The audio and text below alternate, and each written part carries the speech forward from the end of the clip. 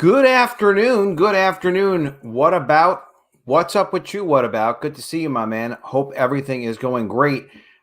We got some business to catch up on. I want to get into some of the Disney stuff that's been going on. They had a huge couple of announcements, and it really affects how movies and comics and really all entertainment is going to be made and distributed. The results that they have are really unusual. Nobody would have expected that. And Ray Fisher got what he wanted. Yeah, Ray Fisher ratted people out for we still kind of specifically don't know what. And he got Ray Fisher making this face like, see, I told you I was going to tell mom. And, I told on you and I got away with it. Nah. It's like, really, really, really jerky. And of course, he makes some public statements about this. And then I also want to take some time to go over a couple of campaigns a little bit later. Of course, we got to talk some hot mermaid action because everyone's excited about the mermaids, especially me. But also there's a couple of really noteworthy, couple of smaller campaigns and one campaign that Ethan just launched on his auction stream last night called The Snowman, which I want to spend a little time on as well because the Snowman is, it goes back to Ethan's history. Matt Martin was the one that selected Ethan apparently to work at Hall of Heroes. He put in a good word for Ethan, and that started Cyberfrog, and here we are today because of that selection. But also the book just looks freaking really, really cool. Brian Blevins. Hey, how you doing, Brian? Adam Post, what do you think of Warner Brothers making the Whedon Justice League and not canon anymore? I guess they are going to make this Snyder Cut official. Yeah, well, if the Snyder Cut's going to be a little bit different, boom, it's got to be not canon, which I guess makes it a fanfic. I don't know what that makes it if not canon. Did they care about continuity at all? No, they don't care about continuity at all. Continuity matters, y'all. That's what makes a story good. If something that happened yesterday doesn't count, but now like something is going to happen today, like, well, what happened today in context of what happened yesterday, that's what makes it interesting, because kind of like events build on things. Otherwise, like what, everything is meaningless? I don't know. Earthmind, good to see you. Yes, it is Earthmind. Earthmind it is. Hail to you too, my friend. Great to see you. All right, let's get into this article. This is coming from Hollywood Reporter. Again, if you're not subscribed to the channel, subscribe to the channel, click the bell for notifications. It will be fantastic for you, for me too. Really appreciate it. Justice League investigation concludes with remedial action. Never heard that expression used that way before. Following Ray Fisher claims. And doesn't he just look pleased as punch about it? Yes, he does. Yes, he does. All right. Big Adam on screen. You see the art I have behind me? Gotta love this stuff. This is for an upcoming special cover of College of the Dead Graduation Day that is a little bit secret, but starting to become less and less secret all the time. Let's get into this article. Warner Media launched an inquiry after the actor accused filmmaker Joss Whedon of abusive behavior on the set of reshoots for the film. Abusive behavior. Poor Ray Fisher. What exactly was the behavior? Well, I've done like 4 or 5 videos about this. I don't even know. He seemed like he wasn't going to say until he got what he wanted, which is like, even if a kid, like if your little sister tells on you, to your mom or something like that, at least she'll openly accuse you of what it is that you're doing or supposedly did. But I don't think Ray Fisher even did that. I've not really seen specific allegations. I saw a little bit more specific allegations about his feelings being hurt. I've just never seen anything like this before. And apparently he's getting his way. 5 months after Justice League actor Ray Fisher, Kryborg, spoke up about alleged misconduct during the 2017 reshoots of Justice League and made his claims that sparked a public back and forth between the star and Warner Brothers. Warner Media has concluded an investigation into Fisher's allegations. Quote, Warner Media's investigation into the Justice League movie has concluded and remedial action has been taken. basic action, I guess, remedial. I don't know exactly what they mean. Warner Media said in a statement Friday night, it provided no details on what actions were taken. Shortly after the Warner Media statement went out, Fisher shared his own statement on Twitter. Quote, there are still conversations that need to be had and resolutions that need to be found. For what accusations? Like, it's great that they're looking into his accusations, but what are they? Thank you for all your support and encouragement on this journey. What a journey. Such a painful journey. We are on our way. Where we're going, nobody knows. It has been a widening path, one that has seen both actor and studio take the rarely seen steps of publicly criticizing one another. Because when you publicly accuse a studio of being naughty or making you feel bad, but you're not specifically saying it, like, who would hire that guy? Who would hire that guy again to do stuff? I couldn't. I wouldn't. On July 1st, Fisher alleged on Twitter that Whedon had been abusive on the set of Justice League. Abusive. But didn't explain how. Just abusive.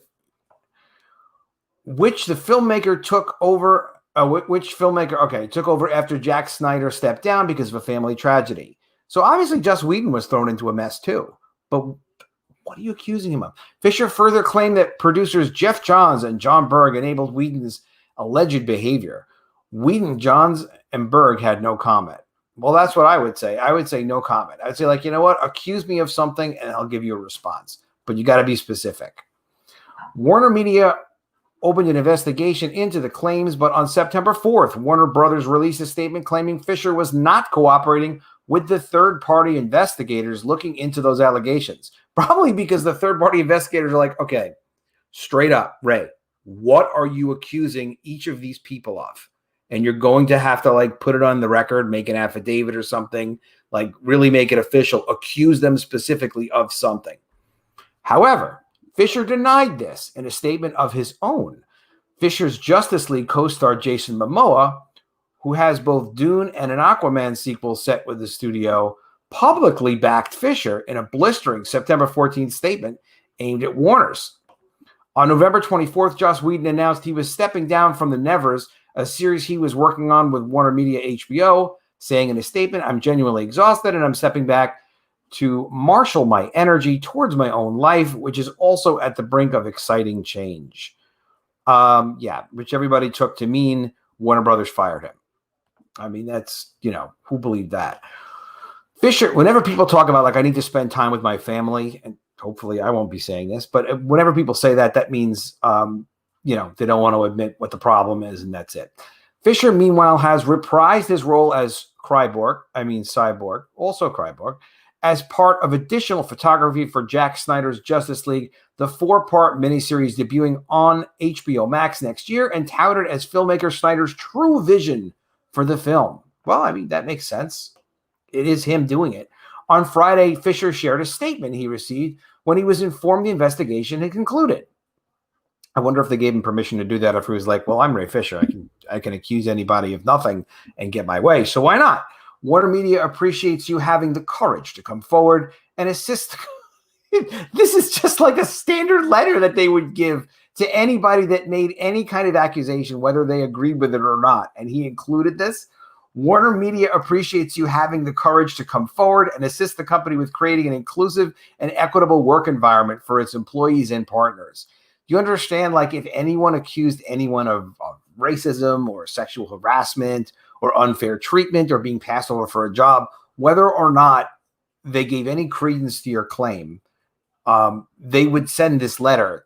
This is like a form letter statement that you would make in human resources. I mean, that's pretty obvious. Oh my God, there are still conversations that need to be made. Look at that face. Who would want to be known as this guy? I mean, even if they give you money because of this, I mean, is he going to get money? They're going to give him his own film because of this.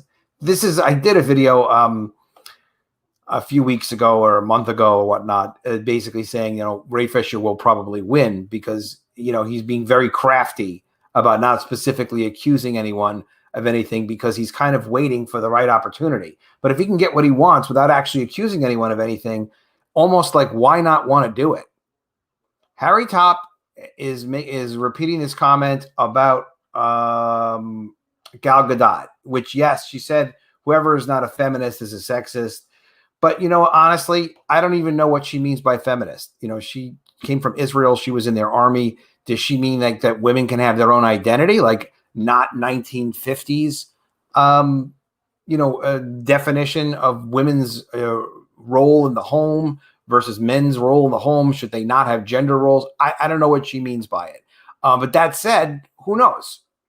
Who knows?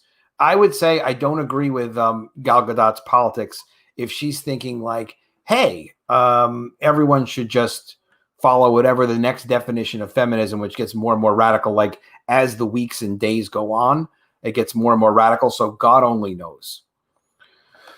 Joe DeBuckney says, this is the participation trophy generation manifest. Yeah, participation trophy. He gets the participation trophy, which he's happy about. Hot Take Sunday has a whole list of comments. I want to see what Hot Take says.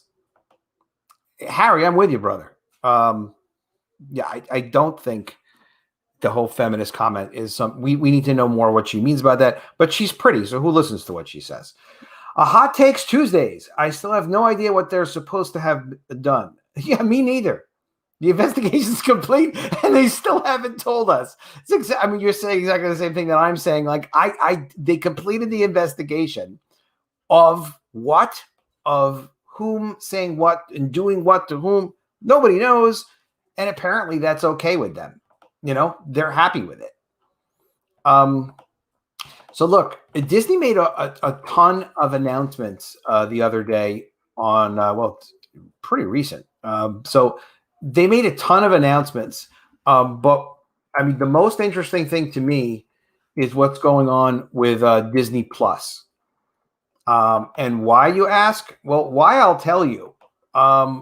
Disney Plus, because of the pandemic, probably, but also because they have incredible executives at Disney. They've been able to get 86.8 million subscribers, paid subscribers to their service.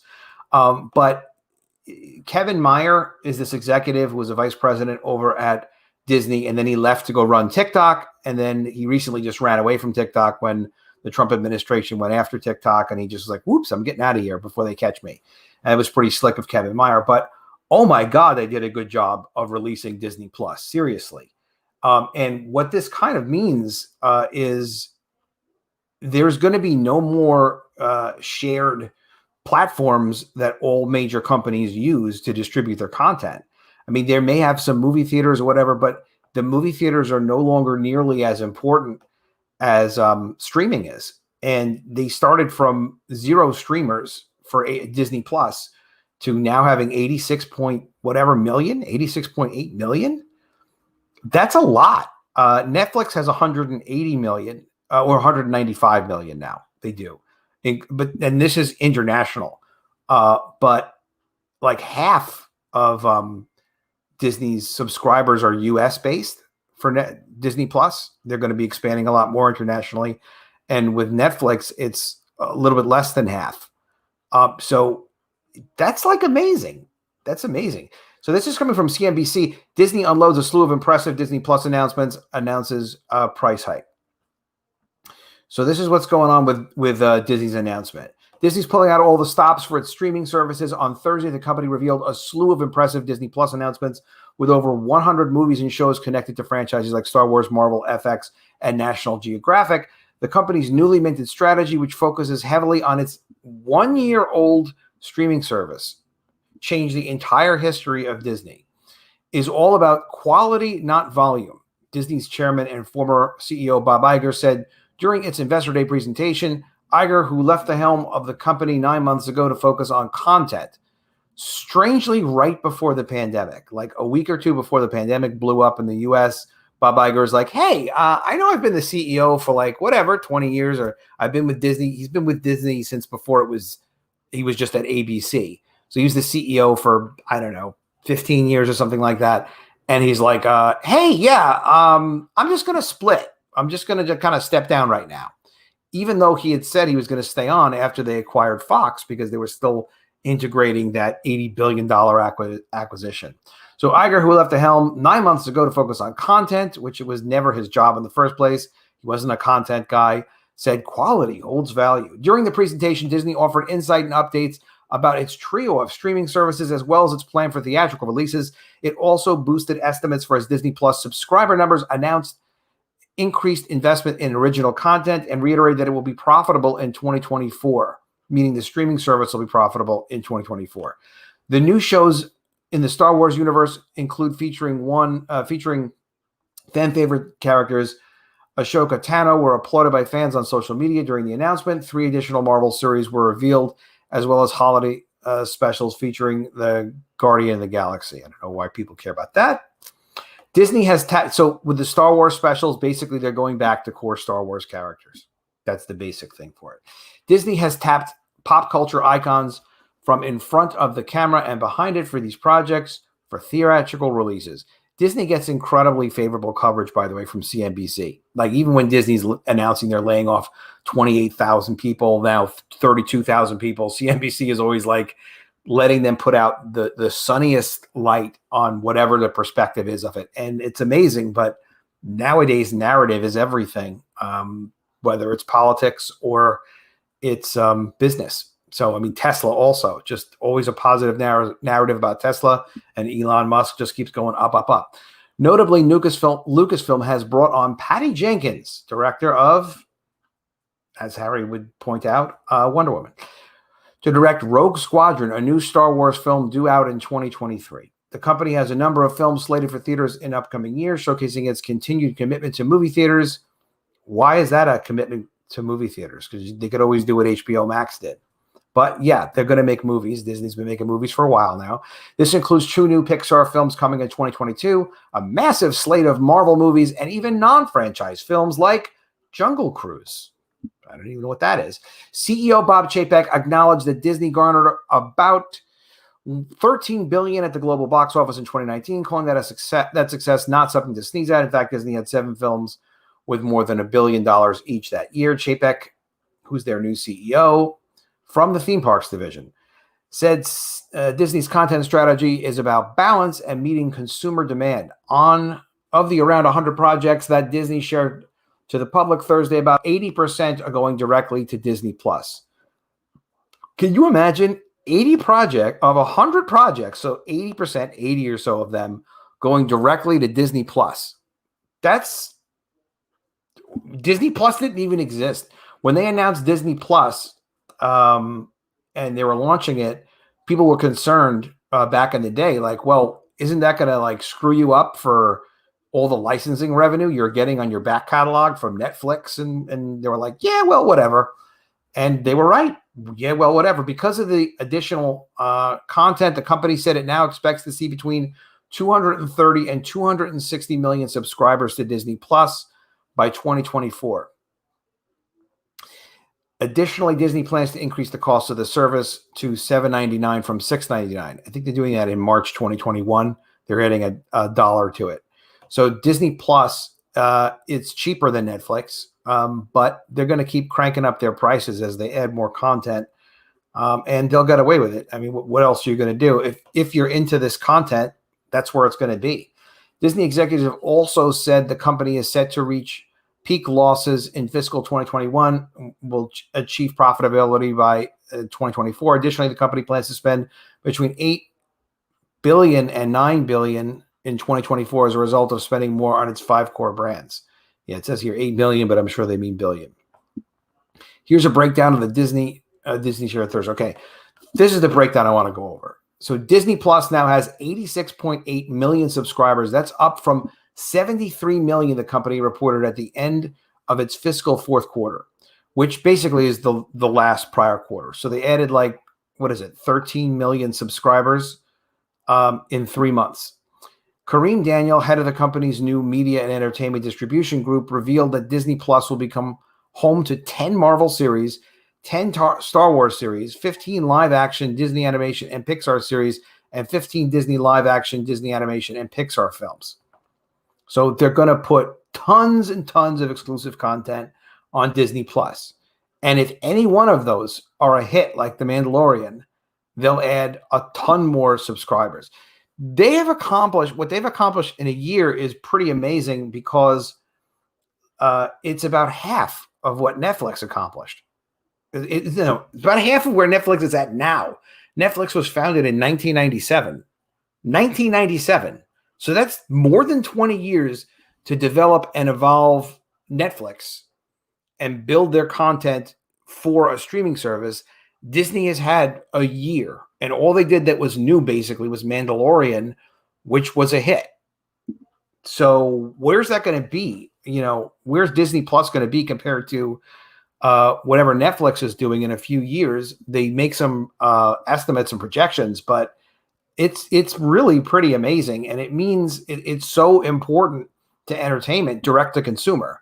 COMICSGATE does it with selling books through Indiegogo, and we maintain our email list, and we sell direct to consumer, and that's our primary distribution platform. But it's because of technology. That's going to be the future. This is such a dramatic change, and for Disney to have this success in a year is it's really crazy. In the world of Star Wars, Disney Plus will add 2 series from Dave Filoni and Jon Favreau, the masterminds behind The Mandalorian, The Rangers of New Republic, and Ahsoka. Okay.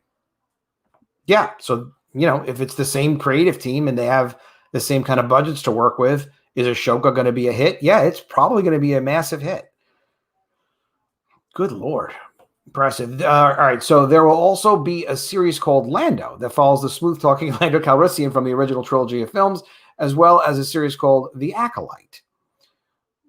Everybody would like to be an acolyte, which takes place during the final days of the High Republic. It's been dubbed a mystery thriller. Well, the Lando might flop. I mean, some of these series might flop. People might not want to watch them. Who knows? But Ahsoka, is that going to fail? I don't think so. These shows will already join the announced series of Andor and Kenobi, the animated series, The Bad Batch, which I read is The Bad Batch, I'll be honest with you, but it is The Bad Batch. Kathleen Kennedy, the head of Lucasfilm, they didn't get rid of her yet? Teased fans that Hayden Christensen will reprise his role as Darth Vader in Kenobi, along with Ewan McGregor in the title role. She also clarified that the series helmed by Deborah Chow will take place 10 years after the events of the Revenge of Sith. If you guys are interested, I didn't stream it, but you can find the Disney Investor Day conference. A bunch of people have streamed it and done commentary on it. And you can find that on YouTube, I'm sure, still. And you can see trailers and all the stuff if you're interested. Okay, outside the Star Wars universe, Lucasfilm is also creating a series based on the Jim Henson film Willow. Marvel Studios didn't even get to Marvel yet. They're doing all these announcements. Marvel Studios already had a stacked slate of TV shows heading to the streaming platform, but head of Marvel Studios, Kevin Feige, was happy to divulge a few more on Thursday. Secret Invasion will follow Nick Fury and the Skrull Talos. Ironheart, which we've all been waiting for. That's the SJW recreation of Iron Man around teenage genius Riri Williams, and Armor Wars features War Machine. Disney Plus will be home. Well, at least Ironheart isn't going to be a movie series, right? It's just going to be a TV series that you can ignore. Disney Plus will be home to a number of new original series and films based on older Disney properties, including The Mighty Ducks and Turner and Hooch. Are they really digging deep into the library? It will also house live-action versions of Pinocchio and Peter Pan and Wendy. Okay. Will come exclusively to the streaming service. Why not?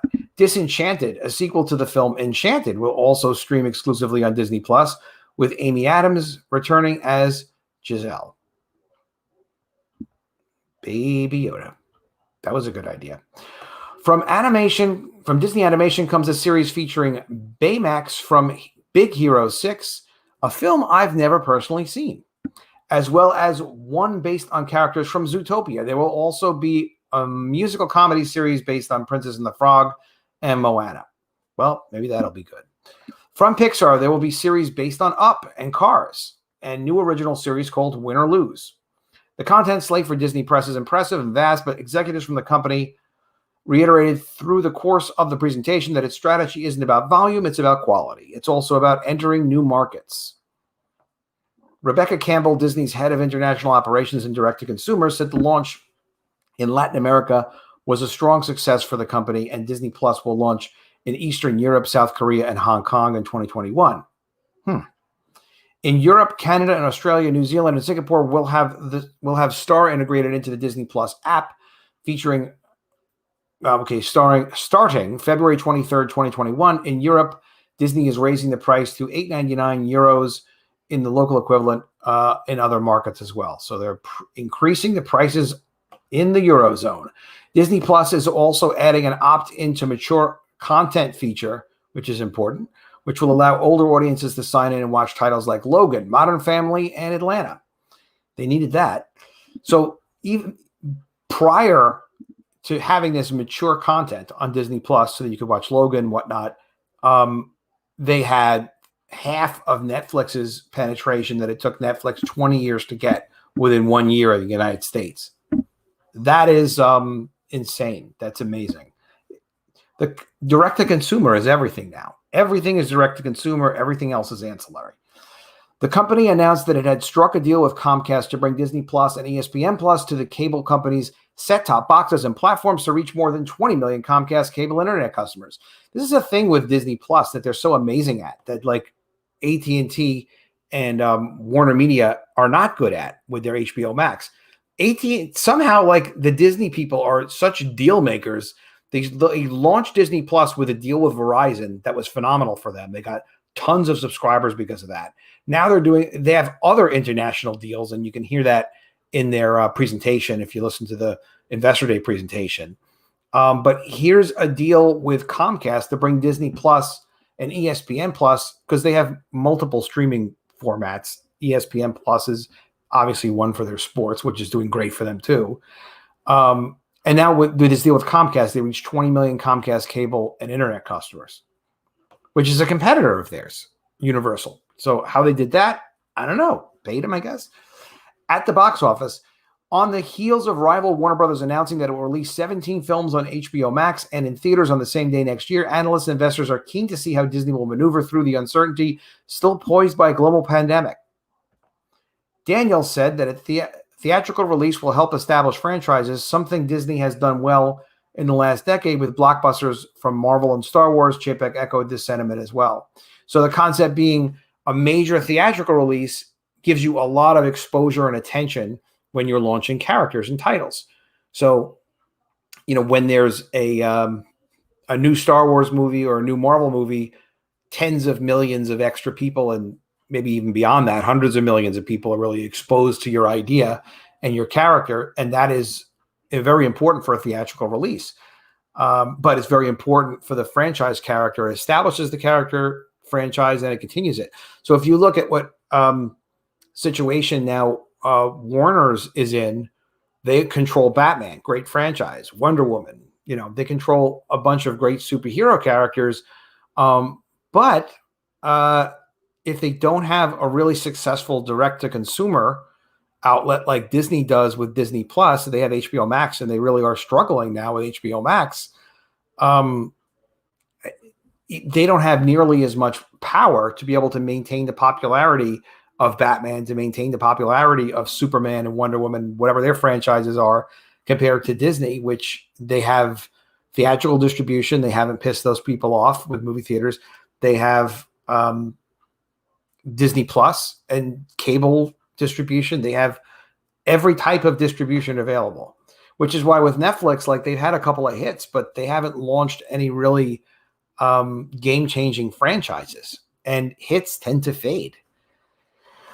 While the company will release the animated feature Raya and the Last Dragon on premium video on demand through Disney Plus and in theaters at the same time, it doesn't plan on making this a permanent box office strategy. So Raya and the Last Dragon is a movie that they will re-release, Disney will release, like they did with Mulan, where it's available for rental and it's available in movie theaters at the same time. Although Mulan was not in movie theaters in the US at the same time. But now they will be same day and date for rental, though. So you'll have to pay extra money to get that on Disney Plus or whatever other streaming platforms they offer it on video on demand. So they're kind of just going to watch and see, like, all right, here, let's just throw this Raya and the Last Dragon out there, because they still like the Mulan did not do as well as I thought it did, didn't do as well as everyone thought it did. But whatever, it's just another way that they can make money, and they're not like stuck with one way of distributing their stuff. Disney executives said they will remain flexible about future releases, but made sure to reiterate that titles like Black Widow and Jungle Cruise will head to theaters as planned. They have to put Black Widow in theaters, right? They have to, because if they don't, then they're making the Marvel franchise smaller, which they're not going to risk for any amount of money. The company revealed a number of new projects, notably Patty Jenkins, Wonder Woman director, will direct the previously untitled Star Wars film due out Christmas 2023. The film is called Rogue Squadron. All right, this will make Jenkins the first woman to direct a Star Wars feature film. Who cares? As long as it's good, we don't care. Victoria Mahoney was the first woman on a Star Wars directing team. Good for you, Victoria Mahoney. Gold star for you and a participation trophy. Having worked as the second unit director for The Rise of Skywalker, Deborah Chow, who is helming the upcoming Obi-Wan Kenobi series, also directed an episode of The Mandalorian. It's like, okay, who cares? Marvel added a few more titles to its packed slate, including a Fantastic Four film. I love the Fantastic Four. I hope they do a good job with it. Pixar will have 2 new movies coming in 2022. The first is Turning Red, a movie about a young teenager that turns into a giant red panda every time she gets excited. What? The second is Lightyear, the story of Buzz Lightyear, the character that inspired the toy from. Now that's cool. I like the idea of Lightyear. Chris Evans is starring as the new Buzz Lightyear. Good for you. That's a cool idea. Hulu still exists. There was talk about like, well, so we're going to keep Hulu. Are you going to merge Hulu into Disney Plus? Like, what the hell are you doing with Hulu? They're keeping it, and it looks like they're making money somehow with it. As of December 2nd, the company said it had 38.8 million Hulu subscribers, and Hulu Plus Live TV has 4 million paying subscribers, the 5th largest pay TV provider overall. Recently, the company raised the platform's price to $65, up from $55. After success of films like Palm Springs, Run, and Bad Hair, Disney will use the 20th Century Studios, used to be Fox, and Searchlight to create original movies exclusively for Hulu. Good for them. The platform will also be host to a show called Only Murders in the Building, starring Steve Martin, Martin Short, and Selena Gomez, as well as The Dropout, a show about Elizabeth Holmes starring Kate McKinnon. There's also a limited series called Dope Sick featuring Michael Keaton, Rosario Dawson, and Peter, whoever that is, Sasgard. David E. Kelley, the writer behind Big Little Lies and Ally McBeal, that was years ago, is heading up a show called 9 Perfect Strangers for Hulu. It stars Nicole Kidman and Melissa McCarthy. Okay, so plenty more still coming from Hulu. The Kardashian family made a deal with Disney, which are ending their show Keeping Up with the Kardashians in 2021 after season 20 years of that will be coming to the platform. The company said Kris, Kim, Kourtney, Khloe, Kendall, and Kylie, that's a lot of K's, will create global content that will stream exclusively on Hulu in the US. This content is expected to debut late in 2021. So they're going to create global content. So I guess it's a producing deal. Maybe they'll be in it. Who knows? The FX channel, which has original content on Hulu, has granted It's Always Sunny in Philadelphia, has another 4 seasons, and will have new shows called The Odd Man, starring Jeff Bridges, and Reservoir Dogs from Taika Waititi. All right. FX will feature an Alien series based on the world of Aliens. All right, that's cool. The platform will also have a show called Shogun, based on the best-selling novel by James Clavell. Geez, they are working on a tremendous amount of content. All right, ESPN had 11.5 million paying subscribers. Disney secured a deal with the SEC to add Southeastern Conference to ESPN, starting with the 2024 season. ABC will also become home for the Saturday afternoon games in 2024. I will tell you this much. The Disney executives, they are really impressive. I mean, if you listen to their streaming conference from their investor conference, it's pretty impressive. It's really pretty damned amazing what they were able to do with launching Disney Plus. They've completely changed the game for content. And anybody who relies on shared distribution, like selling comics through Diamond, and like that's going to be your main source of revenue, you got to stop it. you got to stop it. Don't rely on it, because this direct-to-consumer is everything. It's technology has made it possible that direct-to-consumer can be everything from now on. So it's going to be. Dragon Smith says, Shogun is going to piss the SJWs off, so they've probably already watered it down. Yeah, oh, absolutely. Absolutely. Bass Marine Comics, mentioning Snowman Day, Cold Day in Hell. Yeah, I want to talk about that book. That's an exciting book because it brings back together. There's a third person from Ethan's original team that was like this core indie group, and that's Trent Kanuga, who did Creed. And they're coming back together. That's going to be very powerful for COMICSGATE. It's going to be great for those creators. It's going to be great for everybody. It's just those guys started something great in the early 90s, and now it comes back to boom again. And it's been great for me, for my comics and my projects. Samuel Proctor, how are you? Good to see you. Mandalorian's a Trojan horse. It is sneaky. I don't know. You can't trust them. It's just the thing of it is they're killers. The Disney people are absolute killers. They're very effective with their business stuff. Sarah from Nexus, great to see you. Finally, a live stream. I know more live streams to come. I've got a lot of live stream work to do. I've been on a couple of streams lately. I've been trying to stream every day on my own channel. And I kind of try to, but just like it's hard if you're like doing hours on other people's channels too. Unqualified Comics with the Ninja Turtle icon. I like it. I honestly only watch Mandalorian. Really not interested in the new stuff Disney Plus has coming unless people say it's really good. Yeah, I'm with you. I'm with you. And I don't even watch all the Mandalorians. It's like, who has time? Who has time for these things? We don't have time. But what I will say is it's amazing. Everything is direct to consumer now. That's kind of like my main point about this. HBO Max is doing extraordinary things by pulling their movies. They're pissing everyone off doing that. And but if they didn't do that, they would have no chance of building HBO Max. So since we're on the subject and we're speaking about direct to consumer, let's take a quick look at Matt Martin's project, Snowman. And he's very encouraged. He was on the stream last night. He should be on again, I think, tonight. I don't know if he will or won't, but he could very well be on Ethan's stream. I believe Ethan's doing another 6 o'clock art auction, and he'll be talking about Snowman again too, probably. So keep an eye out for that. Snowman, A Cold Day in Hell. All Caps Comics presents the return of Matthew Martin's 90s smash indie comics hit.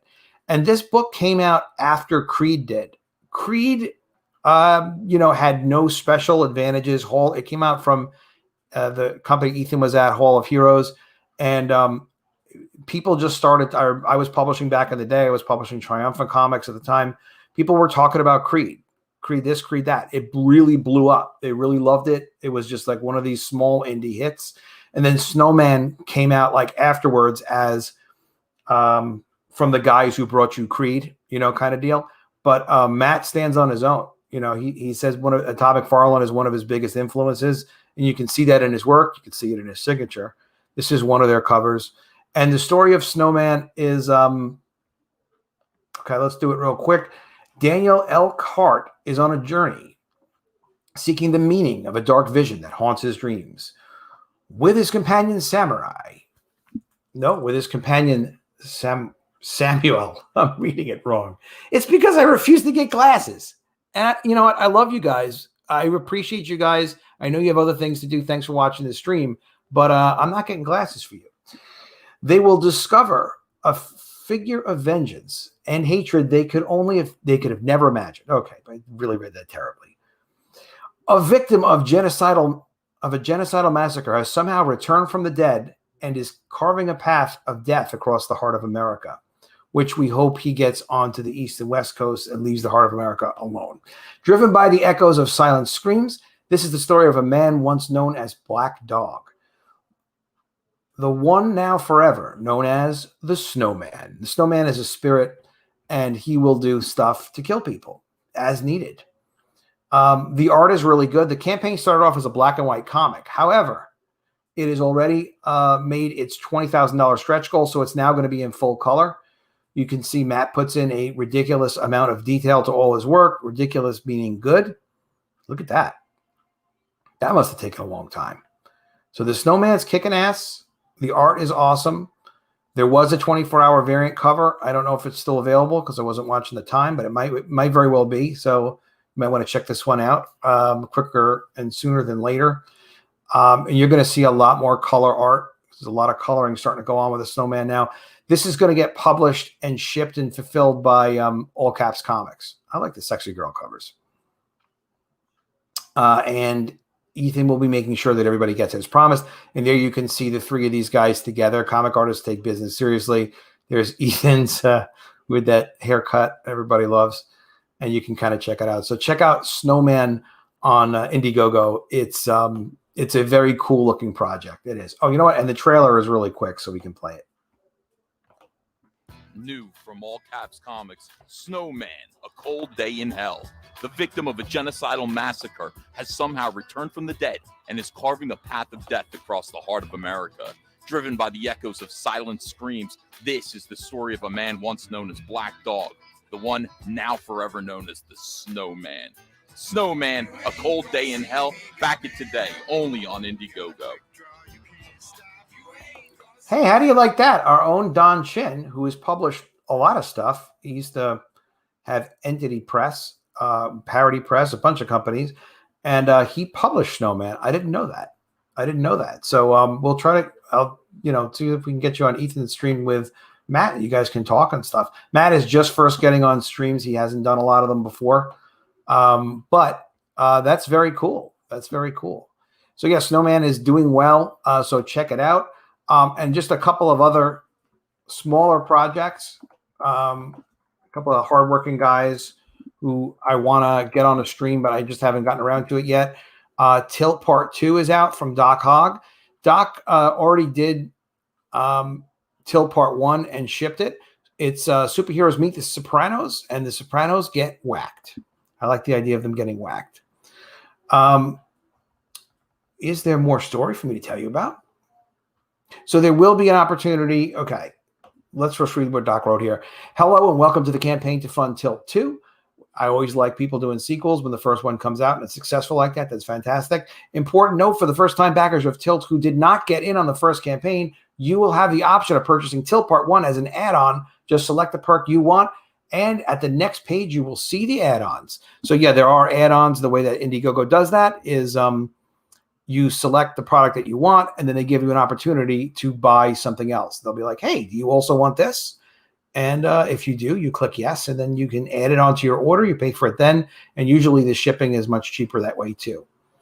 All comics are signed by David Doc Hogberg.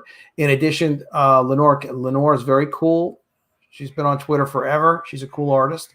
In addition, Laura King and Lakem Amir will sign their pinups as well. All right, cool. They're signing pinups as well. So that's a nice tushy. Everybody likes tushies. And there's the color comic coming together. And this is what it's like. You publish your books, you put them out, you ship them on time, and then you get up, you do a sequel, and then you see how it goes. You keep rocking, keep rolling, keep promoting your comic, getting on streams. Everybody should also have their own platform. You all have your own platform, whether you realize it or not. If your platform is your social media, your YouTube, and your email list. If you're not promoting those, developing those, figuring out how am I going to use those better, you're not using your platform well. So everybody needs to have their own platform and really realize you actually do have a platform. It's just a matter of how are you using it. And then, of course, you can always network with other people and share their platform as well. All right, just one more of these I want to show you guys. This is from my friend John. And this has been getting around, and I'm glad it has been. Magna, the Last Pantheon, Volume 1, a supernatural fantasy-style adventure uncovering a mythical legacy that puts the world in peril. When the world is at peril, Adam Post is concerned. When you're writing stories, something big should always be at stake. The world being in peril, that's something big at stake. The art looks cool. Again, everyone likes butts, and there's a butt. So this is Magna the Last Pantheon. Magna the Last Pantheon Volume 1 expands the Beyond Time universe, which was first introduced in Black Tiger, Legacy of Fury. Magna the Last Pantheon 1 is the first of a two-part story arc in which protagonist Katie Schlotzkaholm, I think I said that right, finds herself in league with the last of the world's deities of old and in the middle of their losing battle for survival. This is that sounds pretty pulse-pounding. I like it, John. This is a 75-page full-color graphic novel. Production is 100% complete, so you know he'll be able to ship on time. March 2021. Good for you, man. This Indiegogo campaign is offering readers a chance to own a printed limited edition collectible of this supernatural fantasy adventure epic. All good words. Yeah, the art looks good. John, I don't know if it's you who's doing the art, but the art is nice. It's clean. It's like it's well designed. You know, you look at expressions on characters too. It's good to see a variety of expressions. It helps you really kind of get the story, what's going on. Oh, this is like a big book, a lot of energy, a lot of time spent on it. You know, and again, we all have our own platforms and we can network and share other people's platforms. But what are we doing on social media? What are you doing on Twitter? What are you doing on Facebook? What are you doing on your YouTube channel? If you don't have a YouTube channel, start a YouTube channel. One of the best ways to become to build your YouTube channel is just talk to people about their projects. You know, it's one of the things that I did a few months back. I don't have the biggest YouTube channel in the world, but you know, people know who I am pretty much, and it does get you around. So if you're not sure what to do, like, well, just interview people about their projects. Go one project at a time. Shay did a great job with that with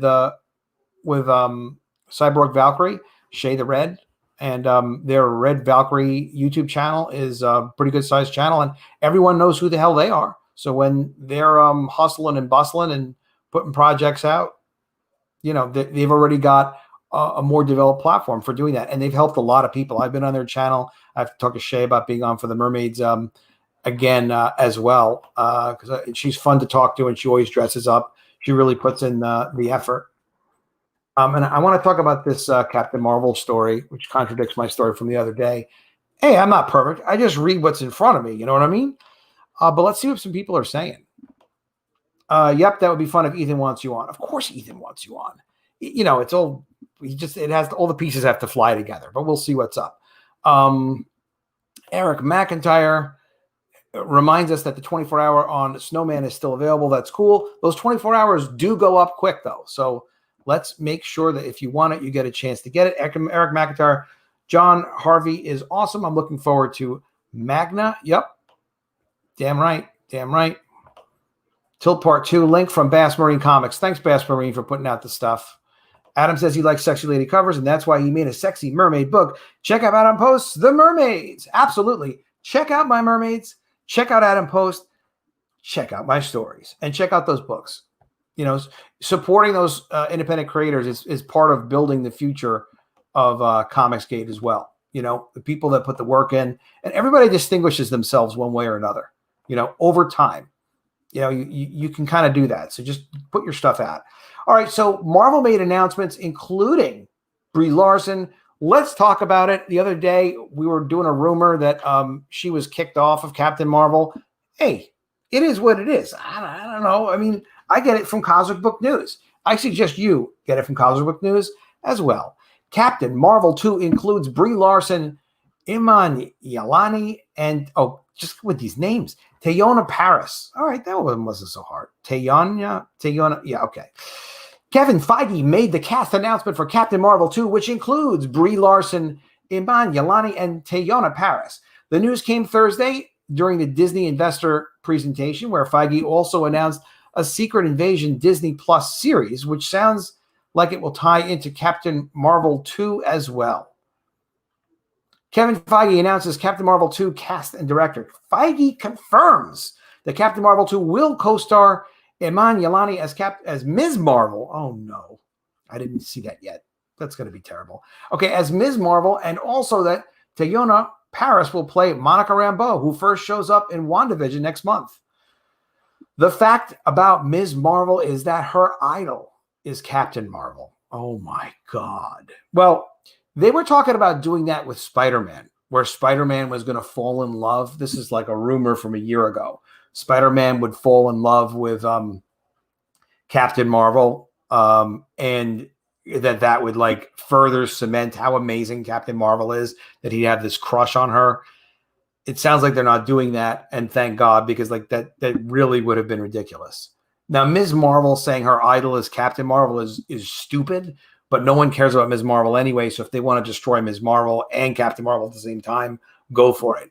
And Captain Marvel 2 is currently in the works with director Nina DaCosta, said Feige at the event. Today, I'm excited to announce that Ms. Marvel, played by Iman Yalani, will be joining Brie Larson and co-starring in Captain Marvel 2, along with a grown-up Monica Rambeau, played by Teyonah Parris, whom you will have already met in the upcoming WandaVision.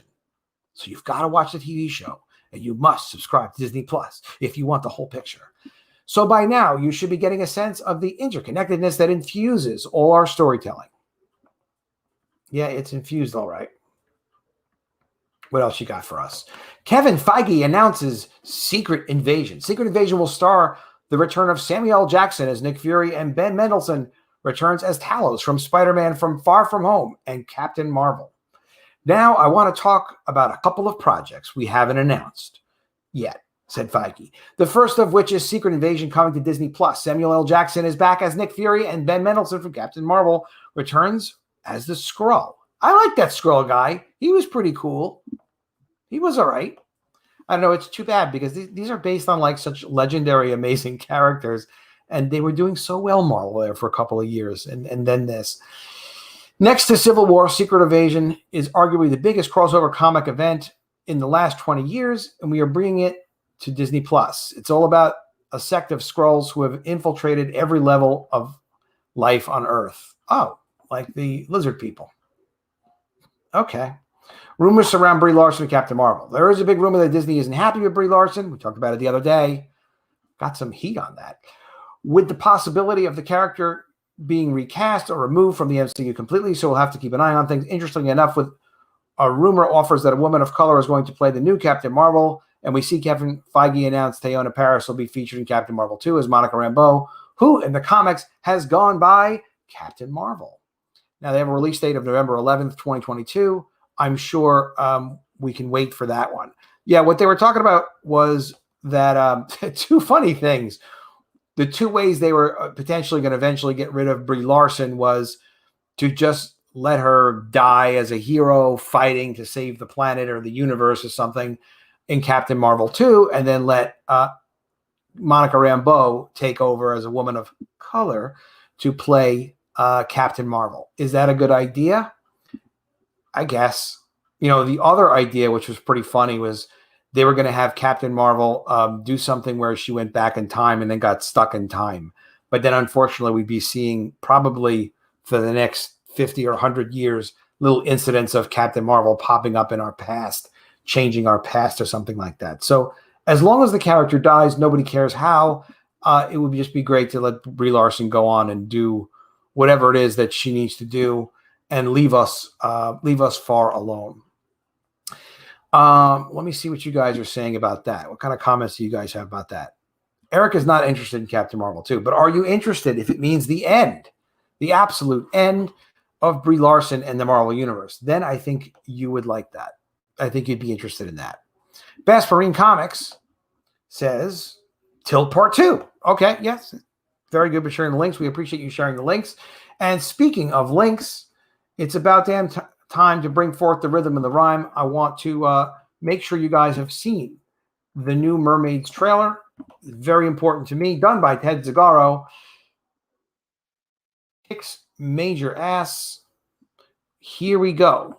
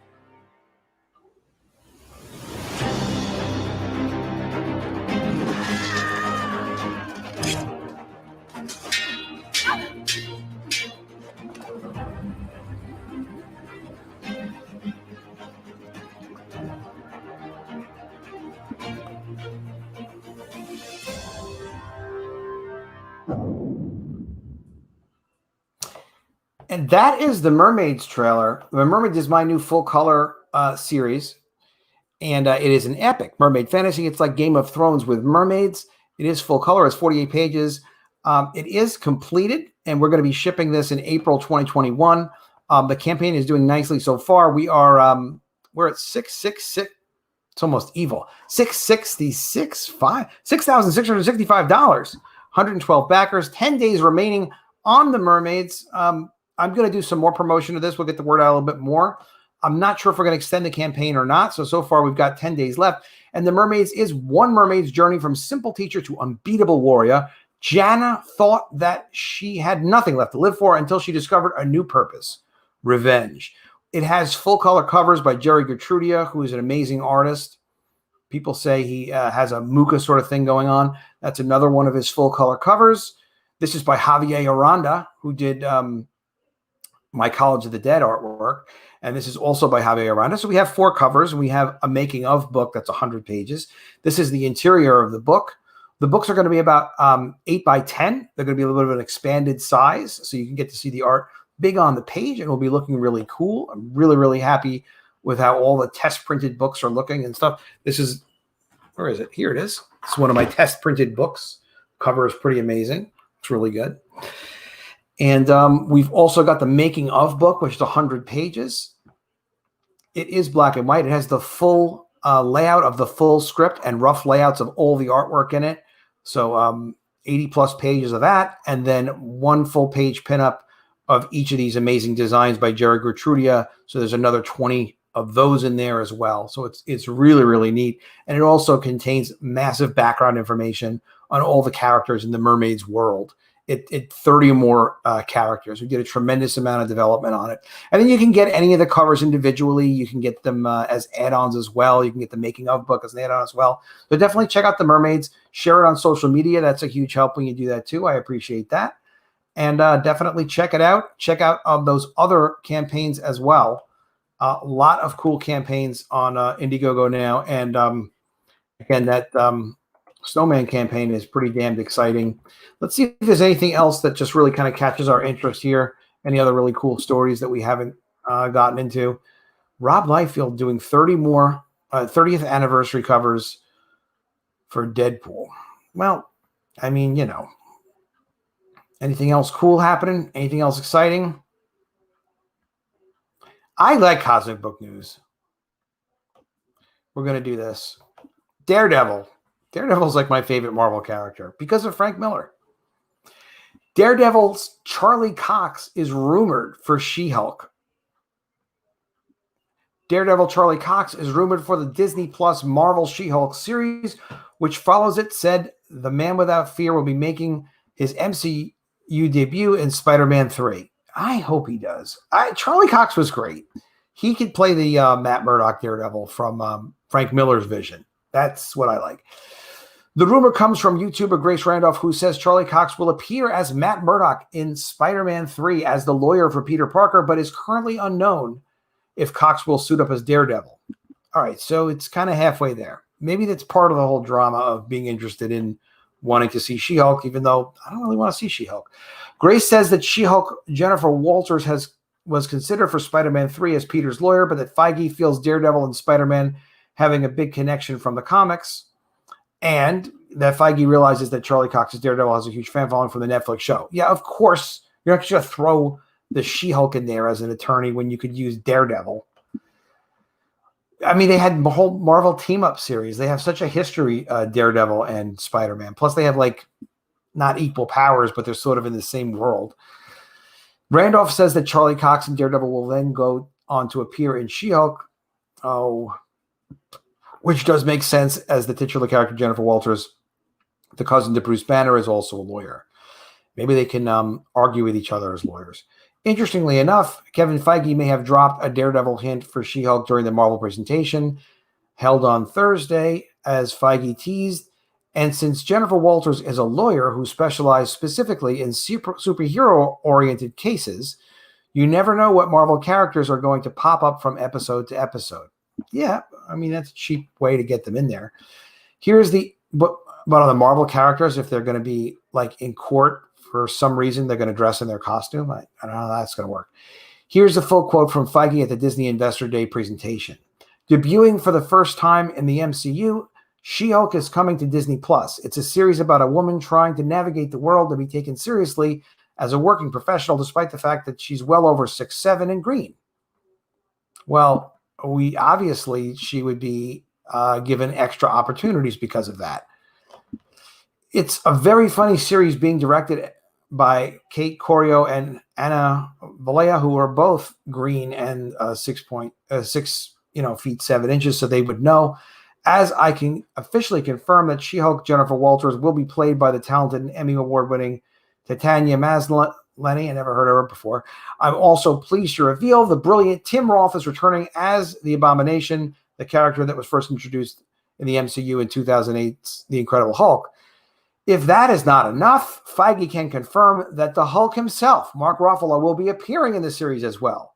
And since Jennifer Walters is a lawyer who specializes specifically in superhero-oriented legal cases, etc., you never know who's going to pop up in each episode. Charlie Cox, Daredevil, Marvel, Netflix characters headed to the MCU. Randolph also says that Feige is a fan of the John Bernthal Punisher. Who wouldn't be? He makes an ideal Punisher. Although Dolph Lundgren, John Bernthal is better as a Punisher. And the Vincent D'Onofrio Kingpin, so they could make their way to the MCU at some point too. They probably will. Regarding other Marvel Netflix characters, assume Feige will eventually recast them, which the author of Cosmic Book News' article, Matt McCloin, was told happening as Feige is developing a Heroes for Hire project, and Iron Fist has been rumored to be part of the upcoming Shang-Chi movie. Marvel recently got its right backs to Daredevil following the series having been canceled 2 years ago. Yeah, they had to wait 2 years before they did anything with it, and now maybe they're doing something with it. I don't know. I don't know what you guys think of Daredevil. Frank Miller's Daredevil was a hell of a cool character. Boy, Harry is really upset about this thing with Gal Gadot. I hope it works out for you, Harry. Robert Romano, why not just get the guy from Netflix? Same problem with Flash. Why not just use the guy from CW? If they want to do it and they did a good job, why not just get the guy? I'm with you on that one. Guys, it was great doing this quick stream with you. I hope you get a chance to check out those Indiegogo campaigns as well. It's a huge help to support those, even just to share them on social media if you're not in a position to back them, or, of course, if you already back them. I will see you again soon with another stream. Absolutely. Hopefully, I'll be on Ethan's stream later. We'll see if he does it and if he's got a spot. I don't sell artwork on there. It's really for artwork auctions. But it's fun to hang out with the guys anytime I'm on with them. These guys are funny as hell. All right. I will see you again soon with another video. And if I don't see you, I will miss you. Have a great day, guys. Have an amazing week.